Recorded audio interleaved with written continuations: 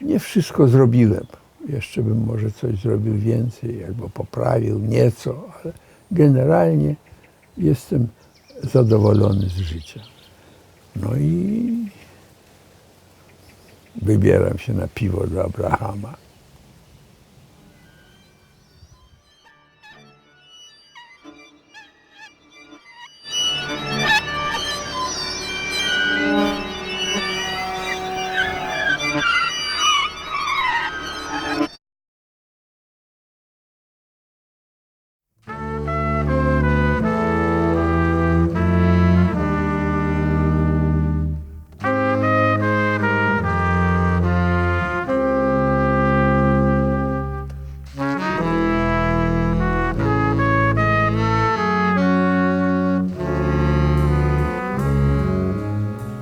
Ja byłem człowiekiem pełnym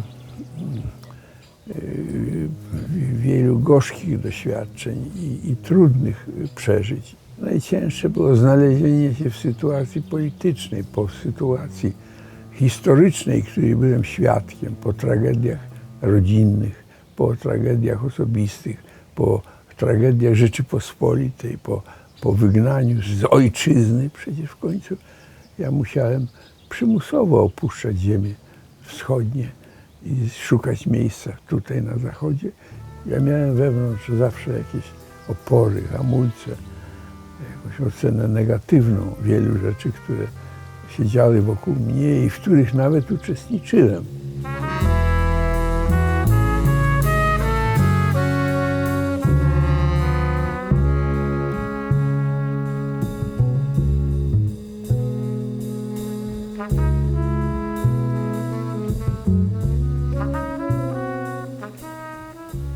Strzemiński otworzył moje oczy, tak powiedziałem, na sztukę w ogóle, bo uświadomił mi, że procesy artystyczne odbywają się w głowie, że świadomość człowieka determinuje to, co on widzi, to, co chce zobaczyć, to, co może zobaczyć. I dlatego też wiedza o sztuce, o mechanizmach sztuki, a głównie o rozwoju środków ekspresji wizualnej, to znaczy środków obrazowania, środków malarskich, to ta wiedza znakomicie przydała mi się w moim życiu. To, że mogłem robić wiele dyscyplin sztuk wizualnych i jemu zawdzięczam.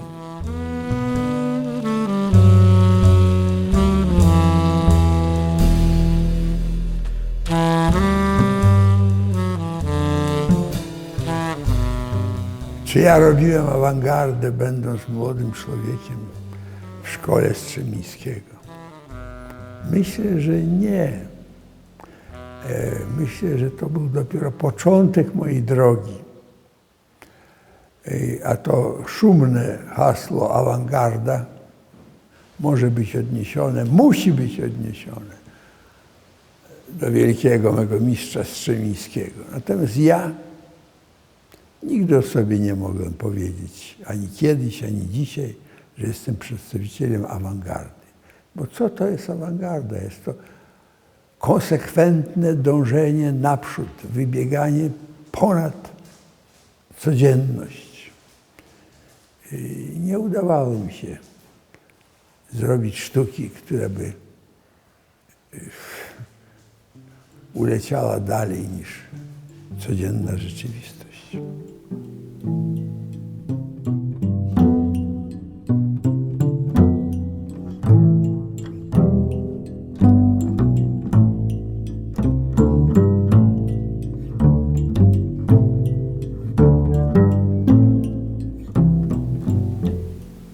Bardzo często patrzyłem tak na te eksperymenty polskiej awangardy, łącznie z dniem dzisiejszym, w sposób pobłażliwy, bo ja to już robiłem bardzo dawno temu.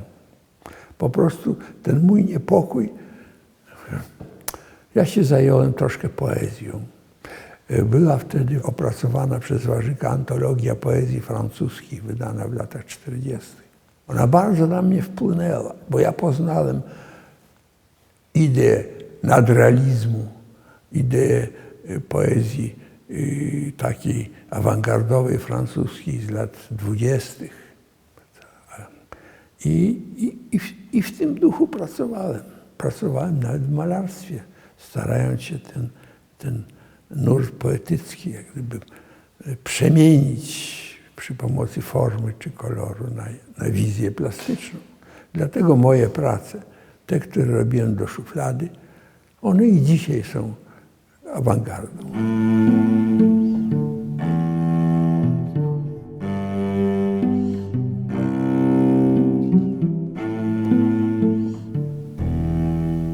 Ja uważałem, że malarstwo jest laboratorium form nowych, że malarstwo jest to właśnie ten warsztat, który pozwala badać i odkrywać świat i projektować nawet w konsekwencji potem i tkaninę, i architekturę, i meble, i czas, i film.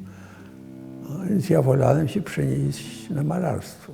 Ale malarstwo z kolei w Krakowie było konserwatywne, było zaściankowe, było postimpresjonistyczne. Daleko mu było do tej dynamiki, którą Strzemiński przedstawiał i rozwijał. Dlatego też ja, zakładając koło samokształceniowe, a byłem przemądrzałym człowiekiem, mając lat 20, myślałem, że świat jest taki po prostu, da się go wziąć za łeb. I wykładałem tam w Krakowie, w Pałacu Szczepańskim. Robiłem odczyty na temat awangardy europejskiej, będąc bardzo młodym człowiekiem.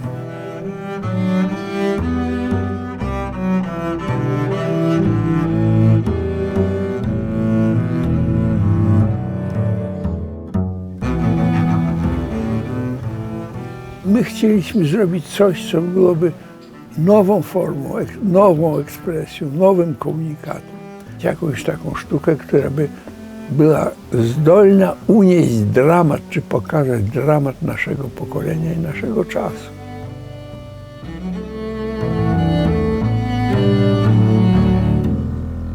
Jeden z naszych kolegów, niewątpliwie bardzo zdolny i bardzo inteligentny, Andrzej Wróblewski, zrobił kilka obrazów, które moim zdaniem są epokowe. My próbowaliśmy, niektórzy z nas tam próbowali coś robić, ja próbowałem malować i próbowałem malować dla siebie.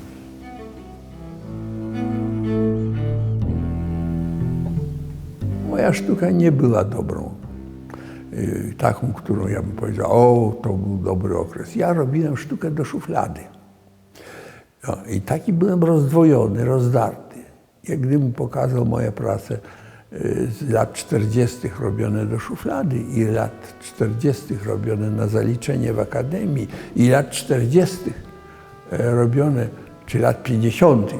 robione na zarobek, bo też dzisiaj mądrym można być łatwo. Wtedy było trudniej. Wtedy trzeba było z czegoś żyć. Mecenat był jedynie mecenat państwowy. Sprzedać można było obraz dla Ministerstwa Kultury, a Ministerstwo Kultury opracowywało listę tematów, które by chciało widzieć, czy chciałoby kupić. I trzeba było coś takiego robić.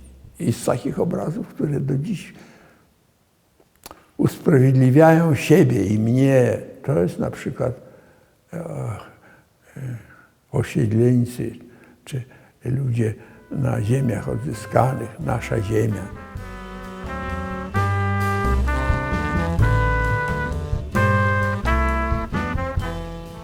Ponieważ ja zamieszkałem wtedy, bo uciekłem od rzeczywistości, dusznej rzeczywistości politycznej,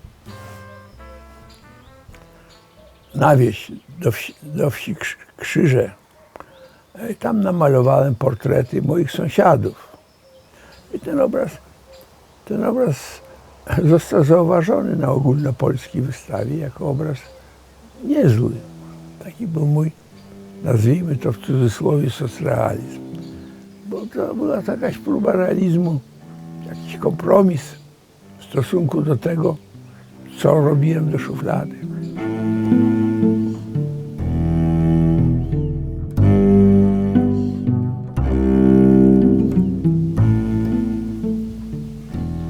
ktoś pyta, jaki jest najbliższy mi obraz ubiegłego wieku, poza Wróblewskim, o którym mówiłem, to jest Czarny kwadrat Malewicza. Ten kwadrat prześladuje mnie jako forma taka osobista, rodzaj wizytówki artystycznej.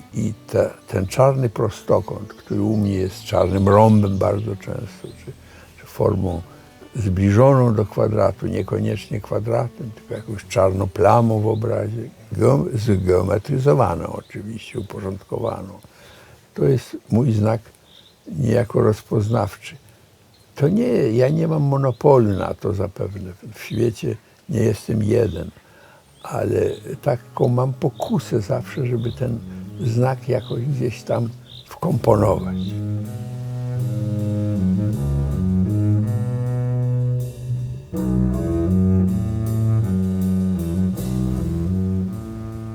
Fotografia była marginesem.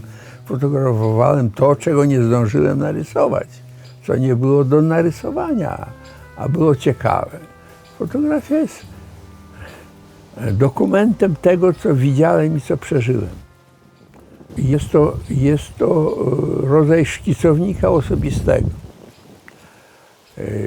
Dla kogo on jest przeznaczony? No, ja nie myślałem o tym, fotografując, że przeznaczam to do pisma X, aczkolwiek moje fotografie tu i ówdzie się mogły ukazać, ale ja je robiłem dla siebie. Najlepszym dowodem tego, że te 30 kilka tysięcy fotografii z Azji i 11 tysięcy fotografii z Nowego Jorku leżą u mnie częściowo tylko, w drobnym procencie wykorzystane, bo zrobiłem książkę o Nepalu na przykład.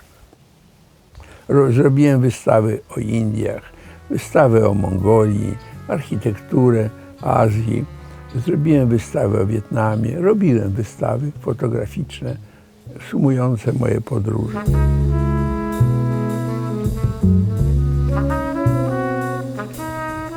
Staram się sfotografować to, co mnie interesuje, a ponieważ jestem z wykształcenia malarzem, więc moja fotografia jest troszkę inna niż fotografia innych fotografików, którzy łapią rzadki moment, chcą chwilę, chcą złapać wydarzenie, dramaturgię, napięcie.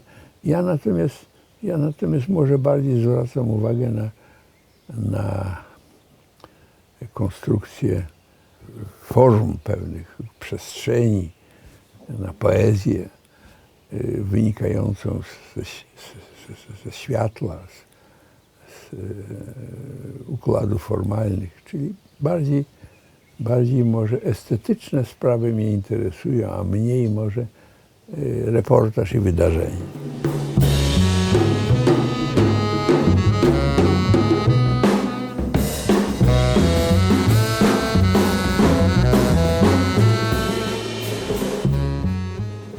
Można zęby zjeść, osiwieć i jeszcze się wszystkiego nie pozna.